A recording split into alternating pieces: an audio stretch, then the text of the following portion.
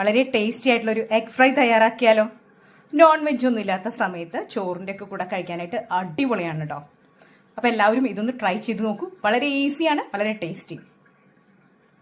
6 പുഴുങ്ങിയ മുട്ട എടുത്തിട്ടുണ്ട്. ഇത് ജസ്റ്റ് നമുക്കൊന്ന് വരങ്ങിടാം.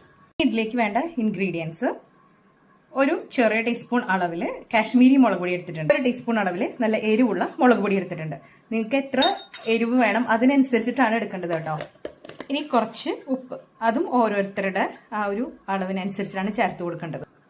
ഇതൊന്ന് നല്ലതുപോലെ മിക്സ് ചെയ്ത് വെക്കാം. അധികം ഇൻഗ്രീഡിയൻസും ആവശ്യമില്ല, അതുപോലെ ഒരുപാട് നേരം കുക്ക് ചെയ്യേണ്ട ആവശ്യമില്ല, പെട്ടെന്ന് തന്നെ ആവും. നമ്മുടെ പൊടികൾ എണ്ണയിലിട്ട് വഴറ്റുമ്പോൾ പെട്ടെന്ന് കരിയാതിരിക്കാനാണ് നമ്മൾ ഓൾറെഡി ഇതൊക്കെ സെറ്റ് ചെയ്ത് വെക്കുന്നത്. ഇനി ഇതിൻ്റെ കൂടെ കുറച്ച് വെള്ളം കൂടെ വേണം, ഒരുപാടൊന്നും വേണ്ട, വളരെ കുറച്ച് മാത്രം മതി.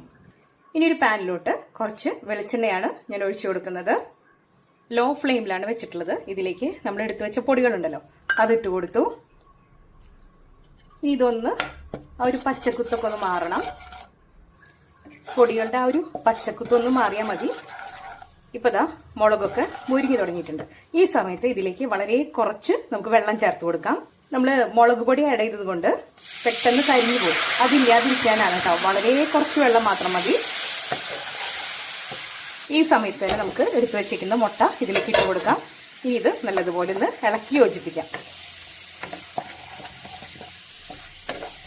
നമ്മൾ പൊടികൾ മാത്രമായിട്ട് പെട്ടെന്ന് ചെയ്യുമ്പോൾ മുളക് കരിഞ്ഞു പോകാൻ സാധ്യതയുള്ളത് കൊണ്ടാണ് കേട്ടോ വെള്ളം ചേർത്തത്. അതല്ലെങ്കിൽ വെള്ളത്തിൻ്റെ യാതൊരു ആവശ്യമില്ല. നമുക്കിത് മുട്ട നല്ലതുപോലെ ഒന്ന് ഇതിൽ കിടന്ന് ഒന്ന് ഫ്രൈ ആവട്ടെ.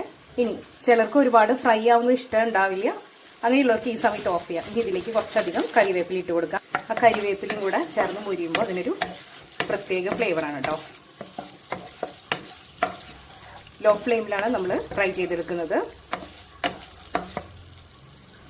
നമ്മളിത് നല്ലതുപോലെ ഇളക്കിക്കൊണ്ടിരിക്കണം, അല്ലെങ്കിൽ ആ മുളകും അതുപോലെ മുട്ടയൊക്കെ കരിഞ്ഞു പോവും, ഒട്ടും ടേസ്റ്റ് ഉണ്ടായിരിക്കില്ല. ഇനി നമുക്ക് സ്റ്റവ് ഓഫ് ചെയ്യാം. നമ്മുടെ അടിപൊളിയായിട്ടുള്ള എഗ് ഫ്രൈ ഇവിടെ റെഡി ആയിട്ടുണ്ട്.